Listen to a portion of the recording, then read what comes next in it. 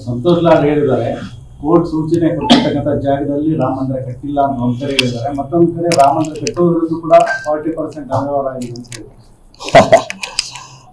ಸ್ವತಃ ಸಿದ್ದರಾಮಯ್ಯ ಒಪ್ಪಿಕೊಂಡಿದ್ದಾರೆ. ಇವತ್ತು ನಮ್ಮ ಸರ್ಕಾರದಲ್ಲಿ ಭ್ರಷ್ಟಾಚಾರ ಇಲ್ಲ ಅಂತ ನಾನು ಹೇಳಲ್ಲ, ಇದೆ. ಈಗ ನಾನು ಅದಕ್ಕೋಸ್ಕರ ಅವರು ಮುಖ್ಯಮಂತ್ರಿ ಆದ ನಂತರ ವರ್ಗಾವಣೆ ದಂಧೆ ಸಂದರ್ಭದಲ್ಲಿ ಸ್ವತಃ ಮುಖ್ಯಮಂತ್ರಿಗಳು ಮತ್ತು ಮುಖ್ಯಮಂತ್ರಿಗಳ ಮಗ ಯತೀಂದ್ರ ಎಷ್ಟು ಮಟ್ಟಿಗೆ ವರ್ಗಾವಣೆ ಆಗ್ತಾ ಇದೆ ಅನ್ನೋದಕ್ಕೆ ನೀವೊಂದು ಸಮಿತಿ ನೇಮಕ ಮಾಡ್ರಿ, ಅವ್ರ ಮುಂದೆ ನಾನು ಜನ ಕರ್ಕೊಂಡು ಬಂದು ನಿಲ್ಲಿಸ್ತೀನಿ ಎಷ್ಟು ಕೊಟ್ಟಿದ್ದಾರೆ ಅಂತ ನಾನೇ ಹೇಳಿದೆ. ಇವತ್ತಿನ ತನಕ ನೇಮಕ ಮಾಡಿಲ್ಲ.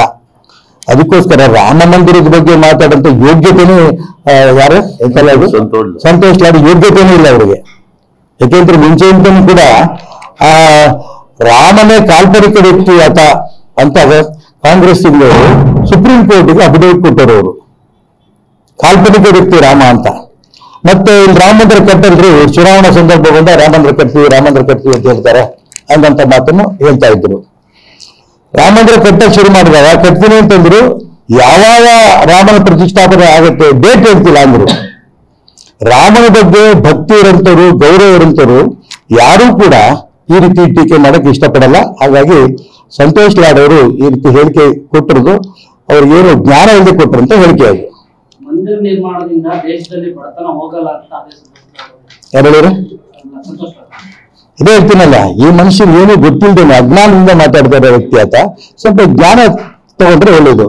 ಅಲ್ಲಿ ನಾನು ನಮ್ಮ ಇಡೀ ಫ್ಯಾಮಿಲಿ ನಾವು 20ನೇ ತಾರೀಕು ಹೋಗ್ತಾ ಇದೀವಿ, 22ಕ್ಕೆ ಹೋಗ್ತಾ ಇದ್ದೀವಿ ಅಲ್ಲಿಗೆ ಅಯೋಧ್ಯೆಗೆ. ನಮ್ಮ 4 ಜನ ಹೆಣ್ಮಕ್ಳು, ನಮ್ಮ ಮಗ, ಸೊಸೆ, ಅಳಿಯಂದ್ರು, ಮೊಮ್ಮಕ್ಕಳು ಅಷ್ಟು ಜನ ಹೋಗ್ತಾ ಇದ್ದೀವಿ. ಅಲ್ಲಿ ಏನೇನು ಬೇಕು ಅನ್ನೋದು ಪ್ರಯತ್ನ ನಡೆಸ್ತಾ ಇರ್ಬೇಕಾದ್ರೆ ಹೋಟೆಲ್ನಲ್ಲಿ ಸಿಗ್ತಾ ಇಲ್ಲ. ಸುಮಾರಲ್ಲಿ 700ರಿಂದ 800 ಹೋಟೆಲ್ ಪರ್ಮಿಷನ್ ತಗೋತಾರೆ ಕಟ್ಟೋದಕ್ಕೆ. ಶ್ರೀಮಂತರು ಇರ್ತಾರೆ ಅಲ್ಲಿ ಹೋಟೆಲ್ಗಳಲ್ಲಿ, ಕ್ಲೀನರ್ ಇಂದ ಹಿಡಿದು ಸಾಕಷ್ಟು ಜನಕ್ಕೆ ಉದ್ಯೋಗ ಸಿಗುತ್ತೆ. ಅದಕ್ಕೆಲ್ಲ ರಾಮ ಮಂದಿರ ಕಟ್ಟಿರೋದು ಉದ್ಯೋಗ ಕೊಡಬೇಕಲ್ಲ, ಇಡೀ ದೇಶವನ್ನು ಒಂದು ಮಾಡಬೇಕು, ಭಕ್ತಿಯಿಂದ ದೇಶ ಒಂದಾಗಬೇಕು ಅನ್ನೋಂಥದ್ದು ಕಟ್ಟಿರೋದು. ಆದ್ರೆ ಎಷ್ಟು ಜನಕ್ಕೆ ಉದ್ಯೋಗ ಸಿಗುತ್ತೆ ಅನ್ನೋದನ್ನ ಬರುವಂತ ದಿನಗಳು ಗೊತ್ತಾಗ್ತಾ ಹೋಗುತ್ತೆ.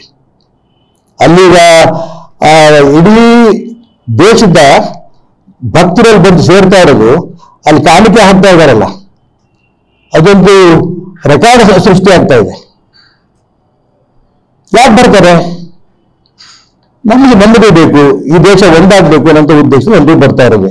ಈ ರೀತಿ ಬೇರೆ ಬೇರೆ ಭಾವನೆಯಿಂದ ಮಾತಾಡೋರಿಗೆ ಉತ್ತರ ಕೊಡೋದು ಅರ್ಥವೇ ಇಲ್ಲ. ಹಂಗಾಗಿ ಉತ್ತರ ಕೊಡೋಕೆ ಇಷ್ಟಪಡಲ್ಲ ನಾನು.